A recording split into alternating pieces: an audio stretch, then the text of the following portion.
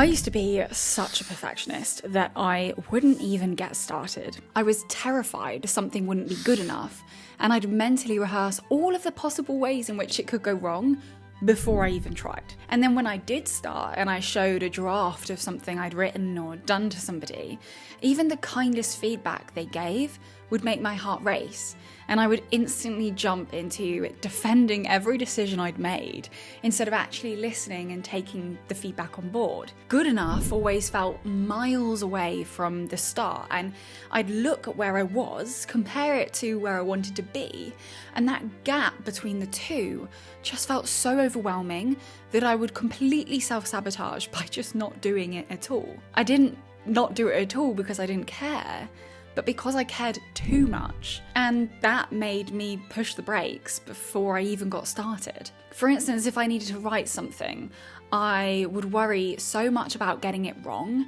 that I would then turn the tiniest task into something enormous.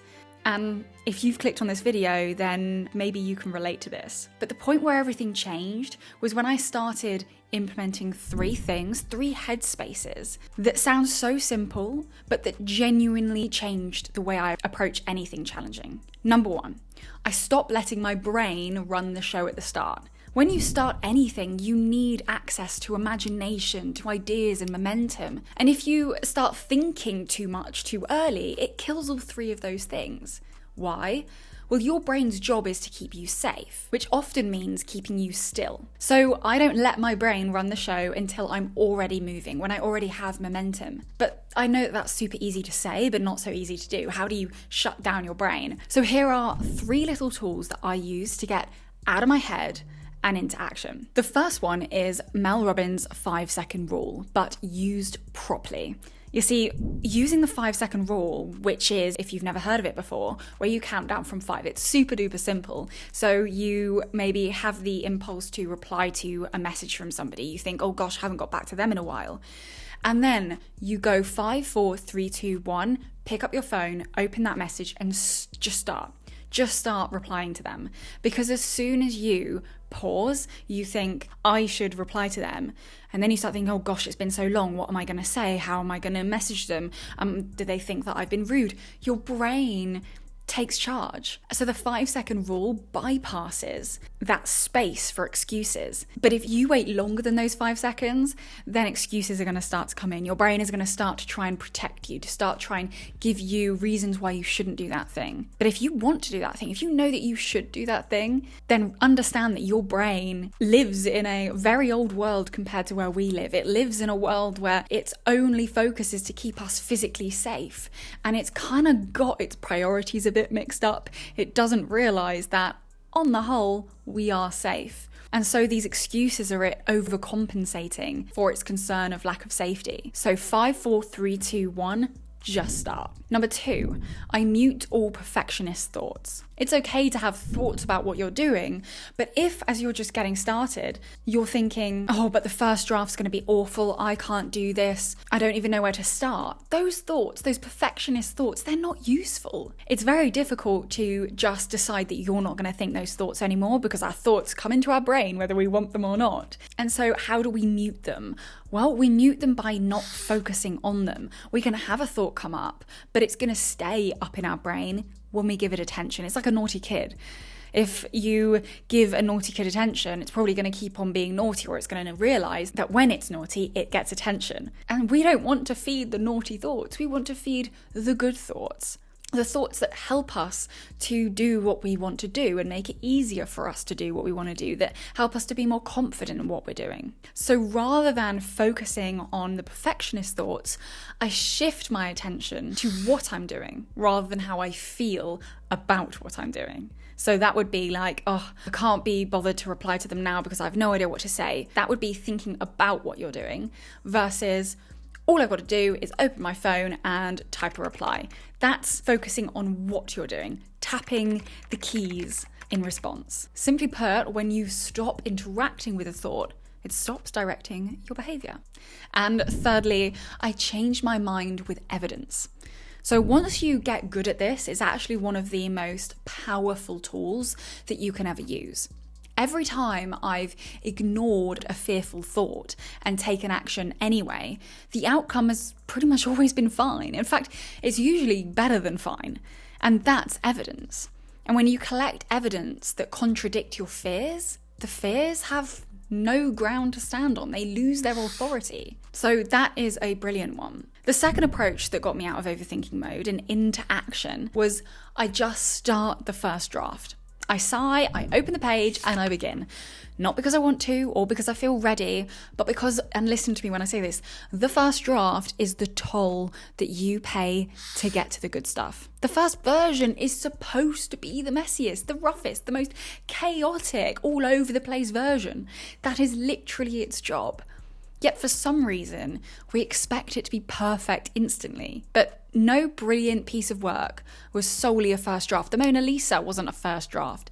It began as a first draft, and then the brilliant piece of work was the 15th, 50th, or 500th edition. And when you deeply understand this, it's a game changer because A, it removes the pressure to be impressive from the very beginning, which is just not going to happen. When you first accept that the first attempt will be the worst one, you free yourself to actually make it. And once it exists, everything that follows can only get better. Secondly, it usually ends up being better than expected. When you're not trying to be perfect, you're much more authentic. And that authenticity is often where the best ideas come from. There's been times where I've just made a start on something and I left it for a few days. I didn't even read over it or look at it again because I just assumed it would be awful. And I was proud of myself for actually doing the first draft, but assumed it wouldn't amount to anything. And then when I actually came back to it a few days later, I was surprised by how good it was, by how succinct it was. And a great real life example of this is a TikTok video recorded on a whim. I just got back into my house and recorded it.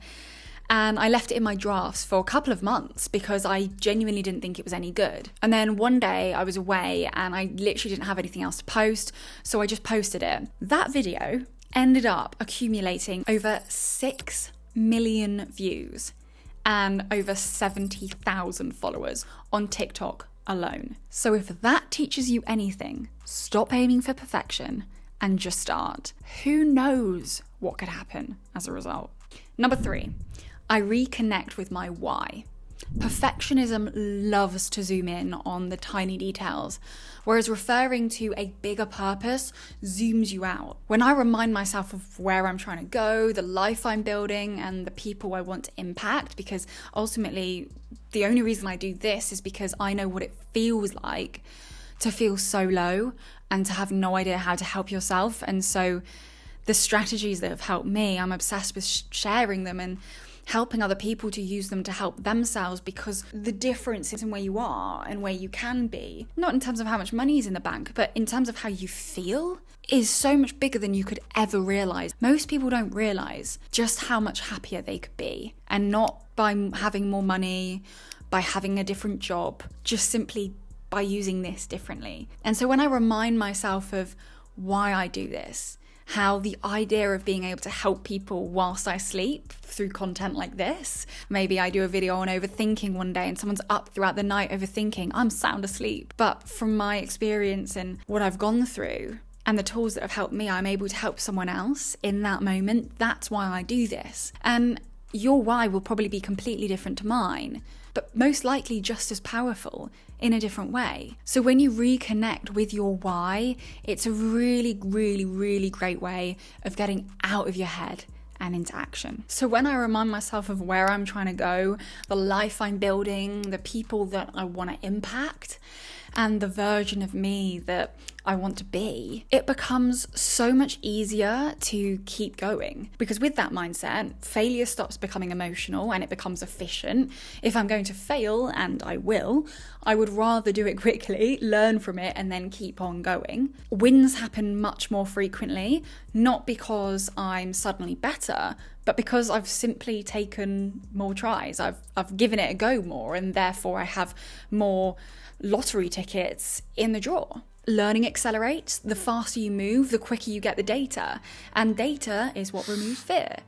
So if you take anything from this, remember, 1, The first draft will always be the worst, so get it out of the way as quickly as you can.